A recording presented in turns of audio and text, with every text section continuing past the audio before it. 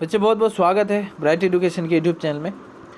तो ये हिम्मत ज़िंदगी आप लोगों ने थंबनेल में देखा ही होगा, वो पार्ट 1 वीडियो में डाल चुका हूँ। ये पार्ट 2 है क्लास 9 की हिम्मत ज़िंदगी की। पार्ट 1 अगर कोई भी स्टूडेंट नहीं देखा है सो काइंडली रिक्वेस्ट, आपको बहुत ही रिक्वेस्ट किया जाता है कि पार्ट 1 वीडियो ज़रूर देखिएगा। जब तक आप पार्ट 1 नहीं देखेंगे आपको पार्ट 2 कुछ समझ में नहीं आएगा। तो चलते हैं पार्ट 2 का ये वीडियो जो है, इसमें मैं एक्सप्लेन करूँगा हिम्मत ज़िंदगी की मेन चैप्टर को। जिंदगी के असली मज़े उनके लिए नहीं हैं जो फूलों की छां के नीचे खेलते और सोते हैं। यहाँ पे जो भी कभी कुछ बातें कहेंगे, एक्चुअल में ये बातें इशारा कहीं और होता है कभी का, जो फूलों की छां के नीचे खेलते और सोते रहते हैं। मतलब ऐसे इंसानों की कल्पना कर रहे हैं कभी, जो जिस तरह देखिए, जो बहुत आराम से रहते हैं, मौज मस्ती से रहते हैं, कोई कष्ट करते नहीं हैं, उनके बारे में कभी समझाना चाहते हैं। एक्चुअल में ये बातें सही है। ज़िंदगी का असली मज़ा वो इंसान नहीं ले सकता जो कभी कुछ काम किया ही ना हो, जो कभी कष्ट करता ही नहीं है, उसे मज़ा नहीं आएगा ज़िंदगी का। ज़िंदगी के बारे में वो समझता ही नहीं है, वो अपने आप को भी नहीं समझ रहा है। बल्कि फूलों की छां के नीचे अगर जीवन का अगर कोई स्वाद छिपा है तो वो भी उन्हें के लिए है जो दूर रेगिस्तान से आ रहे हैं। बल्कि कभी यहाँ पे कहते हैं कि ये जो स्वाद होता है ना, आप अगर फूलों की छाया, मान के चलिए फूल की छाया की जगह मैं कोई वृक्ष ले लेता हूँ, तो जो इंसान घर में पड़ा है वो इंसान फिर पेड़ के नीचे जाता है, छाया के नीचे, उसे मज़ा नहीं आएगा। वो कहेगा मेरा घर ही ठीक है, क्योंकि पेड़ के नीचे जो छाया है वो अधिक छाया नहीं मिलेगी, और घर के अंदर रहेगा तो बहुत अधिक छाया मिलेगी। तो वो बोलेगा मेरा घर ही ठीक है, एसी वगैरह है, सब लगा लूँगा, बैठा रहूँगा, अच्छा चलो ठीक है, उसके लिए ठीक है। लेकिन एक इंसान बहुत दूर रेगिस्तान से, मतलब बहुत कड़ी धूप में वो घूमते घूमते आ रहा है, और उसे अगर कहीं पेड़ दिखता है तो पेड़ के नीचे बैठकर वो चैन की सांस लेता है और कहता है कि मुझे बहुत आराम महसूस हुआ, मुझे शांति मिल रही है। तो उसके लिए वो जो शांति मिला, वो उसे, वो जो पहले वाला व्यक्ति था, पहले जो आया हुआ था वहाँ पे, और जो घर में बैठा रहता है, उससे कई ज़्यादा आनंद कौन इंसान लेगा जो रेगिस्तान में धूप से आ रहा है। देखिए, कभी का कल्पना कुछ और है, कहा कुछ और है। जिनका कंठ सूखा हुआ है, ओठ फटे हुए हैं और सारा बदन पसीने से तर तर है, पानी में अमृत वाला तत्व है, उसे वह जानता है जो धूप में खूब सूख चुका है, वह नहीं जो रेगिस्तान में कभी पड़ा ही ना हो।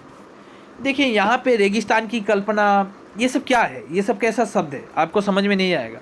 इसलिए मैं कहता हूँ स्कूल में आप अगर नहीं समझे तो यहाँ पे समझ जाइएगा, मैं समझाने की कोशिश करूँगा आप लोग कई लैंग्वेज में। जिसका कंठ सूखा है, होठ फटे हैं और जो सारा बदन पसीने से तरतर है, मतलब जो इंसान कड़ी मेहनत करता है। देखिए, आप लोग भी जब मेहनत करते हैं आपको पसीना आ जाती है, तो जो इंसान सारा दिन कष्ट करता है उसका तो पसीना आएगा ही, मेहनत कर रहा है। तो वो अगर पसीना आने के बाद उसका गला सूख चुका है, बोल रहा है, अगर कहेगा देखिए मैं ही पढ़ा रहा हूँ ना, तब से मेरा ही पढ़ाते पढ़ाते गला सूख गया है, अगर मुझे एक गिलास पानी अगर कोई ला के दे या मैं अगर लेके पीता हूँ तो मैं अपने आप में बहुत मुझे आनंद मिलेगा, क्योंकि शांति महसूस होगा। मैं गला सूखा हुआ है, पानी की बहुत ज़रूरत है मुझे वो अमृत लगेगा जो पानी मुझे अभी मिलेगा, क्योंकि मैंने ये मेहनत किया, और वही पानी मुझे अमृत जैसा लगेगा।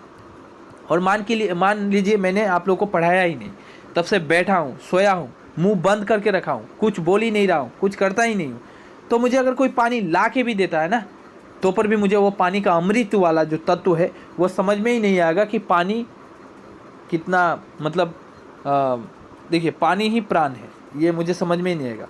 उसे वो जानता है जो धूप में सूख चुका है, वो नहीं जो रेगिस्तान में कभी पड़ा ही नहीं। ये शब्द का अर्थ बहुत बड़ी शब्द है। मतलब कभी यहाँ पे ऐसे व्यक्ति के बारे में कहते हैं जो इंसान कभी मेहनत किया ही नहीं है, कुछ किया ही नहीं है, वो इंसान क्या जाने। आपको अगर कोई कुछ कहता है ना कि ये अरे ये काम तो मैं आसान से कर लेता यार, ये मेरा कानी उंगल का खेल है, मैं तो तुरंत चुटकी बजाते कर लूँगा, ये बस वो मुंह से कह रहा है, क्योंकि इंसान किया नहीं है। जब वो करेगा ना तब उसे समझ में आएगा सच में कि वो कितना काम मेहनत वाला है और कितना नहीं है। इसलिए आप लोग भी किसी को देखकर इतना डायलॉग वगैरह मत मारा कीजिए, ठीक है, क्योंकि करके देखिए फिर किसी को कहिए, करने के बाद ही कहना सबसे बेहतर माना जाएगा। सुख देने वाला चीज़ें पहले भी थी, अब भी है। फ़र्क यह है कि जो सुख का मूल्य पहले चुकाते हैं और उनके मज़ा बाद में लेते हैं, उन्हें स्वाद अधिक मिलता है। जिन्हें आराम आसानी से मिल जाता है, उनके लिए आराम ही मौत है। बहुत अच्छी बात है। देखिए, सुख देने वाला चीज़ें मतलब होता क्या है, बहुत साधारण एग्जाम्पल दूंगा और आप लोग को समझ में आएगा कि सुख देने वाला चीज़ें, मान के चलिए आपके घर में पंखा है, गर्मी के दिन में आप पंखा चलाते हैं, एसी चलाते हैं, टीवी वगैरह देखते हैं। तो आपने क्या किया, जस्ट एग्जांपल दे रहा हूँ, सीरियस मत लीजिएगा, कि आपने क्या किया, आपका घर में चलिए पैसा नहीं है, तो आप दुकानदार के पास गए, भैया मुझे टीवी दे दो, फैन दे दो, पैसा मैं बाद में दे दूँगा, पहले तो मुझे दे दो। तो चलिए दुकानदार आपको दे दिया, और देने के बाद आप टीवी वगैरह लेकर आए, फैन वगैरह घर में लगा दिए और आराम से एंजॉय कर रहे हैं, हवा खा रहे हैं, मूवी देख रहे हैं, फिल्म चल रहा है। लेकिन हुआ क्या, 2 दिन बाद ही, 2 दिन गुजरा ही नहीं, दुकान वाला ने आया और आपसे पैसे मांगना शुरू कर दिया। तो अब आपका एक चिंता, एक टेंशन आ गया कि दुकान वाले को पैसा देना है। तो आप जब दुकान वाले को पैसा दीजिएगा तो आप तो कोई काम कर नहीं रहे हैं, मेहनत कर नहीं रहे, पैसा दीजिएगा कहाँ से? तो बहुत टेंशन होगा, आप चिंता करिएगा। तो इसके बाद भी, चिंता करने के बाद भी आप उसको पैसा दीजिएगा, और पैसा देने के बाद भी आपका मन दुख रहेगा। दुख रहेगा, क्यों दुख रहेगा?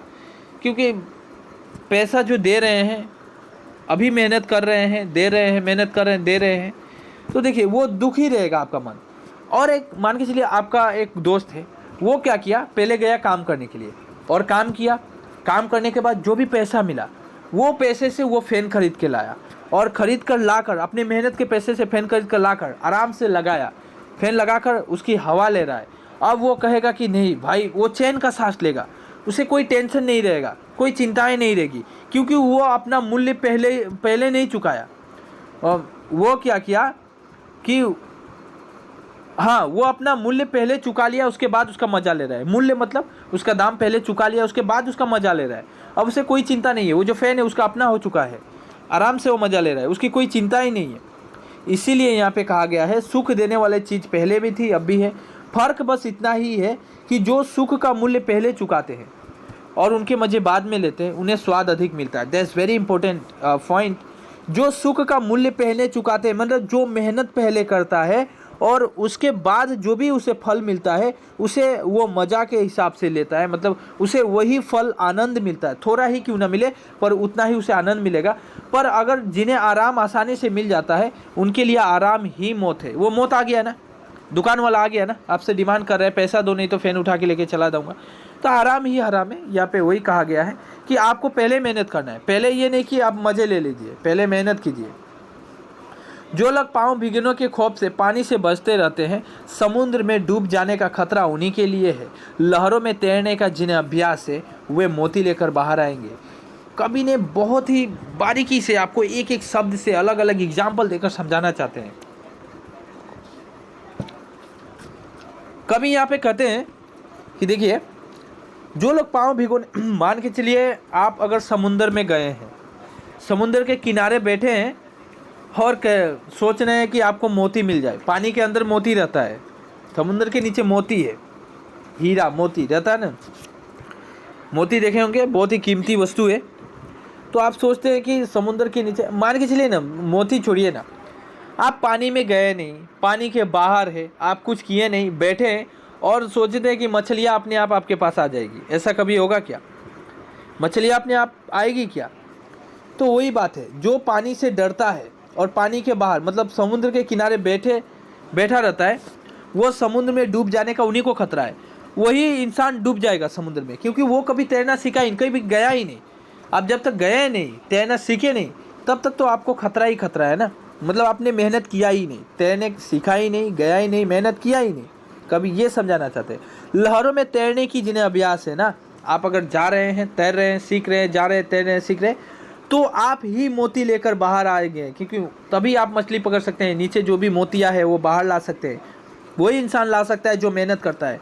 क्योंकि मेहनत किया कोई बच्चा, बहुत दिनों तक तैरना सीखा और आराम से वो अब डूबने की उसे कोई चिंता नहीं है, वो आराम से रहेगा, चिंताहीन, जिसके अंदर चिंता ही ना हो। तो ही कहा जाता है, चांदनी की ताजगी और शीतलता का आनंद वो मनुष्य लेता है जो दिन भर धूप में थक कर लौटा है। यहाँ पे कभी मैंने बार बार कहा, राइटर क्या करते हैं, अलग अलग शब्दों से अलग अलग बातें को याद दिला रहे हैं और आपको समझा रहे हैं। देखिए अब लेकिन बात है, जितने भी कवि को देखा, नेचर का बहुत महत्व दिया गया है। प्रकृति के ऊपर कवियों का बहुत ही अनोखा प्रेम देखने को मिलता है। हम कोई भी कहानी कविता पढ़ते हैं, खासकर रामधारी सिंह दिनकर की ही बात करूं, मैथिली चरण गुप्त जी को ले लीजिए, उन्होंने भी कई ऐसे कविताएं लिखे हैं जो प्रकृति के ऊपर खासकर डिपेंडेंट है। तो यहाँ पे देखते हैं बहुत ऐसे कवि मिलेंगे। अब हम मुंशी प्रेमचंद की बात कर लेता हूँ, तो उन्होंने सामाजिक के ऊपर बहुत ही अपनी बारीकी से चित्रण किया है। समाज के अंदर जो भी भेदभाव है, जो भी कल्चर है समाज में चल रहा है, दिखलाने की कोशिश की है प्रेमचंद, बहुत ही महान राइटर।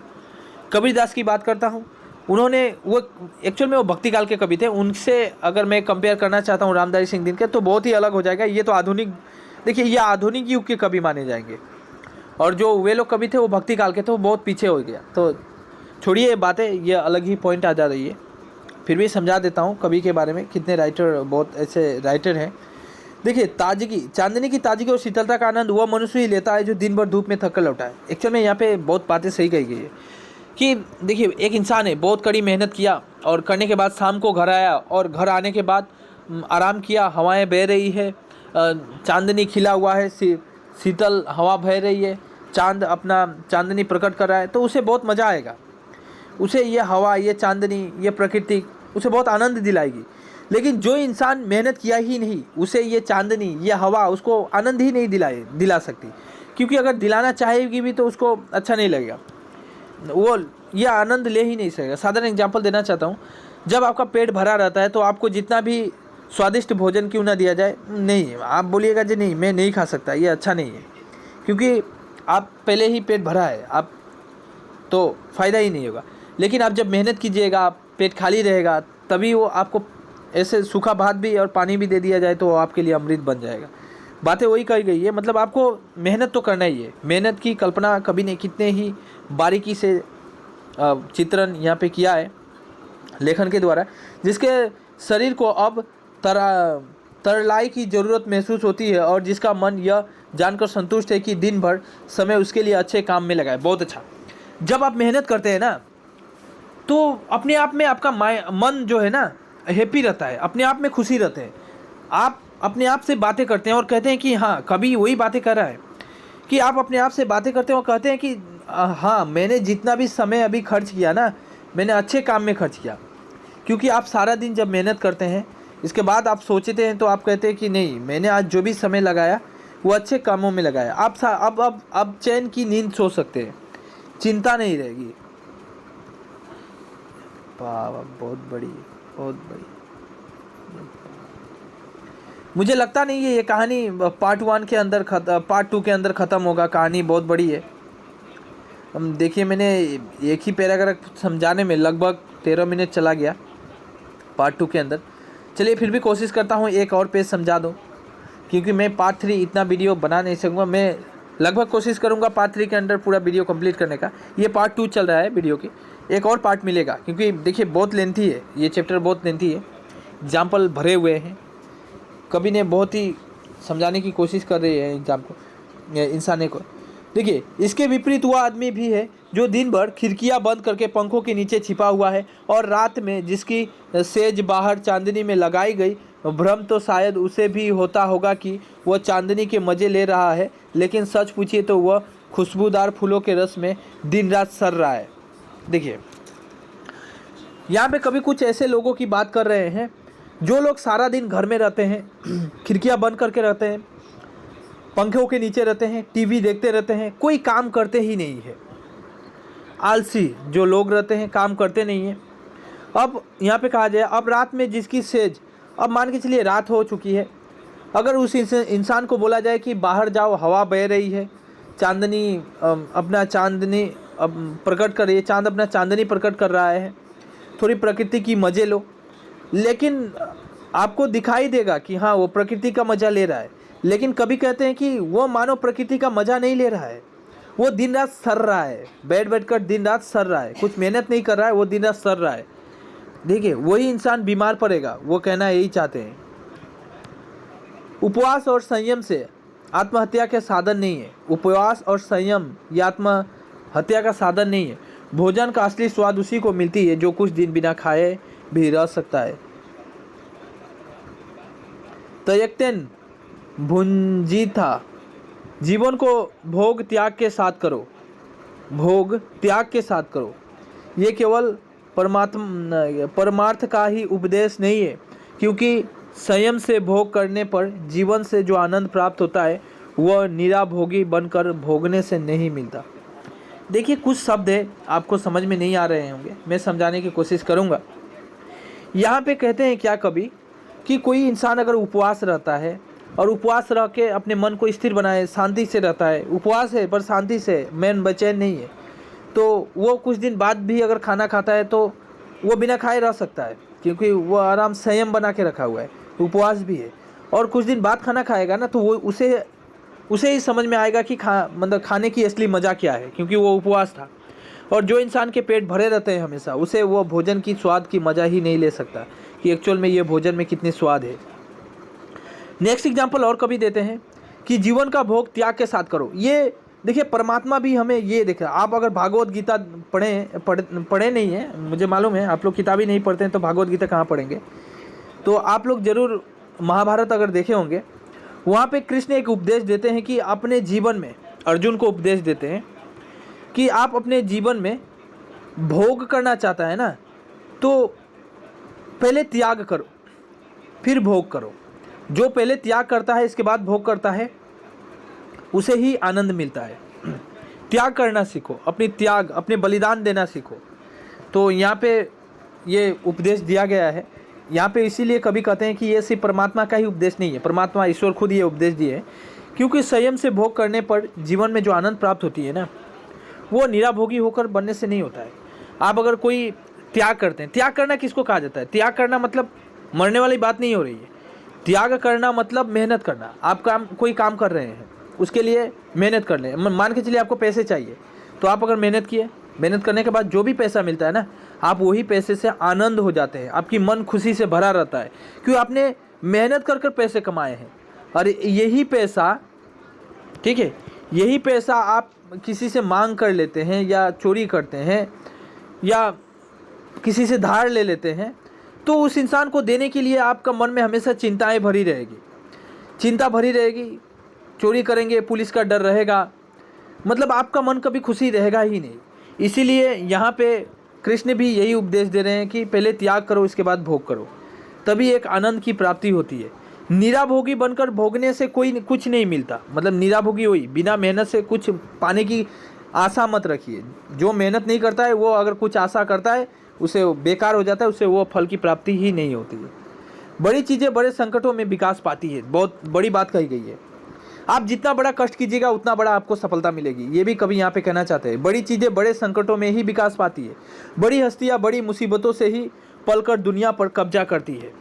बड़ी हस्तियाँ, आप अगर बड़ा जीत, दुनिया को जीतना चाहते हैं, बड़ी जीत अगर लेना चाहते हैं, तो आपको वैसा बड़ा कर्म ही करना पड़ेगा। अकबर ने 13 साल की उम्र में अपने बाप के दुश्मनों को परास्त कर दिया, जिसका एकमात्र कारण यह था कि अकबर का जन्म रेगिस्तान में हुआ था, और वह भी उस समय जब उसके बाप के पास एक कस्तूरी को छोड़कर और कोई दौलत ही नहीं था। अकबर और बीरबल की कहानी आप लोगों ने सुने हैं, उसके द्वारा भी कभी हमें समझाना चाहते हैं।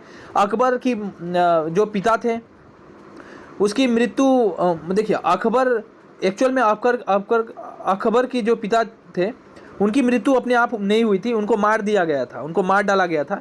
तो मार डालने के बाद अकबर उस समय बहुत ही कम उम्र के थे, वो मात्र 13 साल की उम्र थे। 13 साल में ही उन्होंने बहुत ही मेहनत किया, सब कुछ दुश्मनों को परास्त करने के लिए अस्त्र शस्त्र चलाना सीखा, और आखिरकार उन्होंने इतना मेहनत कर, क्योंकि उनका जन्म भी हुआ था रेगिस्तान में, कड़ी मेहनत की है उन्होंने। मेहनत करने के बाद उन्होंने अपने पिताजी के जो दुश्मन है उसको मार डाले। इसके बाद उन्होंने बहुत ही राज किए हैं, ठीक है। अकबर का नाम बहुत ही अमर रहा है। आप अगर देखेंगे, एनिशियन हिस्ट्री की बात करता हूँ, पीछे अगर जाएंगे, अकबर बहुत अच्छे अच्छे कार्य भी किए हैं, ऐसी बातें नहीं है। क्योंकि वो क्यों इतने अच्छे अच्छे कार्य किए थे? क्योंकि वो मेहनत का कर्म जानते थे, वो मेहनत क्या होता है ना उन्हें मालूम था, तो वो मेहनत की कार्य किए थे। इसलिए यहाँ पे कभी समझाना चाहते हैं कि रेगिस्तान में जन्म हुआ था उनका, मतलब मेहनत की बातें ही की जा रही है।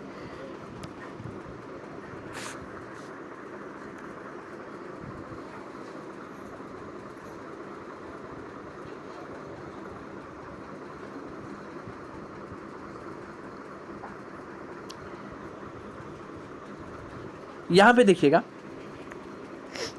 यहाँ पे कभी एक महाभारत की शब्द लिए हैं। यहाँ पे कभी क्या कहना चाहते हैं, महाभारत में देश के प्राय अधिकांश वीर कौरवों के पक्ष में थे। आप लोग जानते होंगे जो महाभारत के युद्ध हुआ था कौरव और पांडवों के बीच, कौरवों के पक्ष में, कौरवों के साइड से बहुत सारे अधिकांश, सबसे ज़्यादा लोग, और सेना की बात करूँ सबसे ज़्यादा सेना और लोग कौरवों के पक्ष में थे। फिर भी अगर जीत हुई थी, पांडवों की ही जीत हुई। ये क्यों हुई? पांडवों की ही जीत क्यों हुई, कौरवों की जीत क्यों नहीं हुई? क्योंकि पांडव थे, देखिए 5 भाई थे, आप लोग को मालूम है।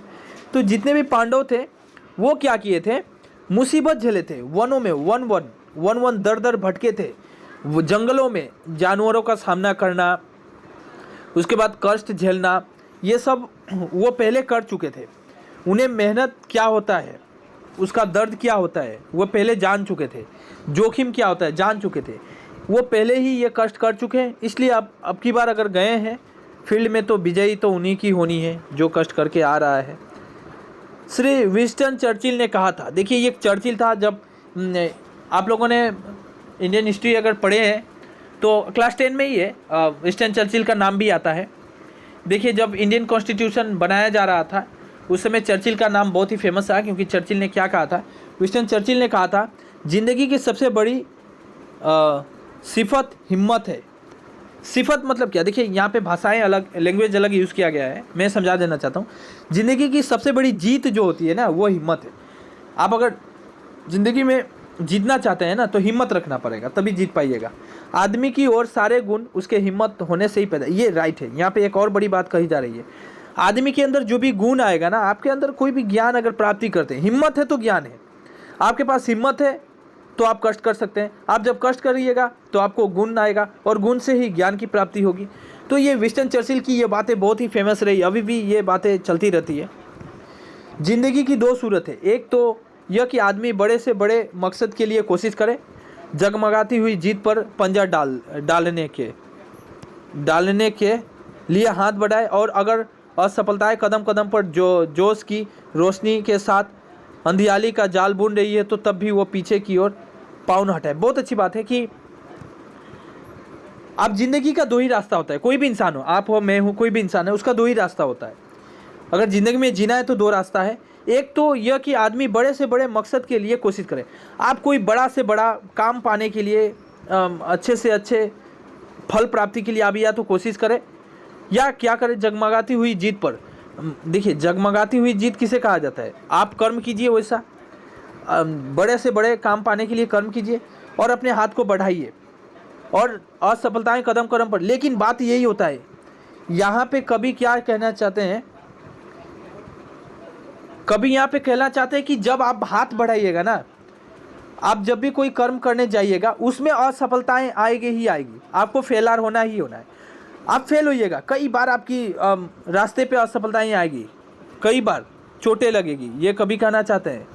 कई बार कदम कदम पे आपको, लेकिन आपको कदम कदम पर जोश की रोशनी के साथ अंधियाले का जाल बुनना क्या बुन रही हो, तब भी देखिए यहाँ पे कहता है कि आपके ज़िंदगी में कष्ट भी बहुत आएगा, असफलताएं भी आएगी, अंधियाला भी आएगा, इनको पार करना है आपको, ये कष्ट को झेलना पड़ेगा, इस बाधा को पार करना है। लेकिन आपको हिम्मत नहीं हारना है, तब भी आप पीछे की पाँव ना हटाए, लेकिन पाँव पीछे नहीं हटाना है। ये एक पॉइंट और नोट कीजिएगा, आप अपने पाँव को पीछे मत हटाइए। मतलब जा रहे हैं तो चलते रहिए, कष्ट आएगा झेलेगा, रास्ताएं फटी रहेगी, टूटी रहेगी, जाना है। इसकी कल्पना मतलब क्या, कष्ट से की जा रही है। अगला सूरत क्या है, ये पहला हमें कभी मोटिवेट कर रहे हैं, ये हमें समझा रहे हैं। दूसरी सूरत यह है कि देखिए इंपॉर्टेंट है, मैं जो समझा रहा हूँ ना, डायरेक्ट एग्जामिनर पूछा था, ये एग्जाम में डायरेक्ट 5 मार्क का क्वेश्चन आया हुआ था। अभी क्वेश्चन लिख सकते हैं, ज़िंदगी की 2 सूरतें क्या है, डायरेक्ट एग्जामिनर पूछा था। अब अगर लास्ट 2-3 साल के क्वेश्चन देखेंगे, प्री फाइनल के क्वेश्चन भी देखेंगे, एग्जामिनर डायरेक्ट ये क्वेश्चन दिया था, क्योंकि 5-6 मार्क का क्वेश्चन देता है। यहाँ पे आंसर भी देखिए बहुत बड़ी है, जो पहला बोला ये भी बड़ी है, इतना दूर आंसर कितना दूर होगा मैं बोल दे रहा हूँ। दूसरी सूरत यह है कि देखिए पहला सूरत तो मैं बोल दिया, ज़िंदगी की 2 सूरत क्या है तो पहला बोल दिया। दूसरी सूरत यह है कि उन गरीब आत्माओं का हमजोली बन जाए जो न तो बहुत अधिक सुख पाती है और ना ही जिन्हें बहुत अधिक दुख पाने का संयोग है, क्योंकि यह आत्मा ऐसी गोधूली में बसती है, वे आत्माएं ऐसी गोधूली में बसती है जहाँ न तो जीत हंसती है और ना ही कभी हार के रोने का आवाज़ सुनाई पड़ती है। इस गोधूली वाली दुनिया के लोग बंधे हुए घाट की पानी पीते हैं। यहाँ पे क्या कहते हैं, देखिए शब्द बहुत अलग अलग है, आपको समझ में नहीं आएगा मुझे मालूम है, और वैसे भी आप लोग आसामीस मीडियम से बिलोंग्स करते हैं। स्कूल में भी ये बातें इस तरह समझाई नहीं जाएगी जिस तरह मैं समझा रहा हूँ। आप समझिएगा बात को, इसलिए कहता हूँ चैनल सब्सक्राइब करके रखें, एक आध 2 लाइक दीजिएगा, तभी तो हमारा भी फ़ायदा होगा, नहीं तो खाली आपका फ़ायदा से थोड़ी होगा। यहाँ पे देखिए दूसरी सूरत यह है कि गरीब आत्माओं का हमजोली बन जाए और ना तो बहुत अधिक सुख पाती है और ना ही जिन्हें बहुत अधिक दुख पाने का संयोग है। यहाँ पे कभी मिडिल में रहने के लिए कर रहे हैं, गरीब आत्माओं का हमजोली बन जाए, मतलब गरीब आत्मा की तरफ जियो। गरीब आत्मा की तरफ कैसे कि आप अगर मेहनत नहीं कर रहे हैं तो अधिक सुखी नहीं होइएगा, ठीक है कोई बात नहीं। आप अगर मतलब चलने लायक अपनी ज़िंदगी जी रहे हैं, ठीक है चल रहा है, आपकी परिवार बस चल रहे हैं, खा पी रहे हैं, चल रहे हैं, तो मतलब आप मिडिल में हैं, एकदम मिडिल में, ना ही ऊपर जा सकते हैं ना ही नीचे गिर सकते हैं, बिल्कुल मिडिल में है, कभी ऐसा कहना चाहते हैं।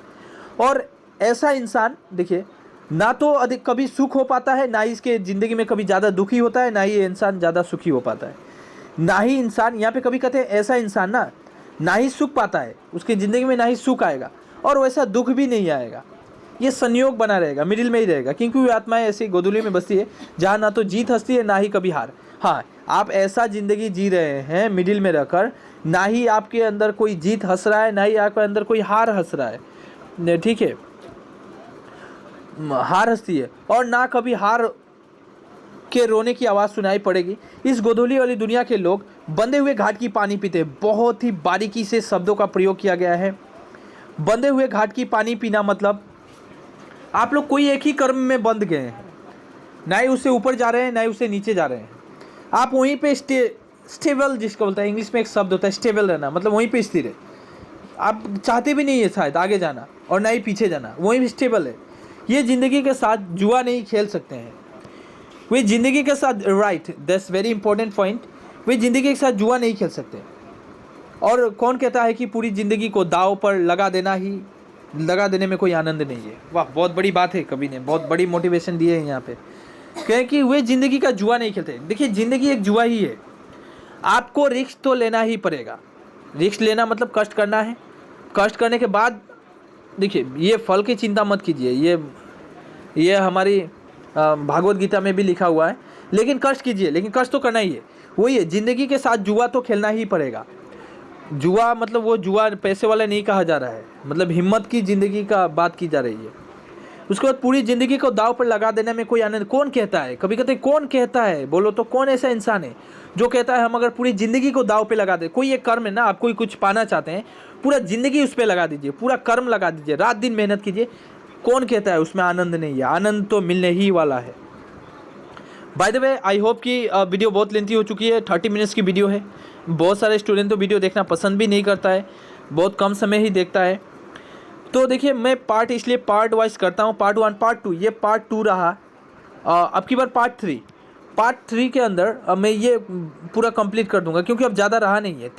तीन चैप्टर है, तो 3 चैप्टर नहीं है, 3 पैराग्राफ ही, 3-4 पैराग्राफ है। बाय द वे वहाँ तक कर दूंगा मैं, कोई चिंता ना करें। तो ये वीडियो कैसी लगी, एक लाइक दीजिएगा, सब्सक्राइब करके रखिए।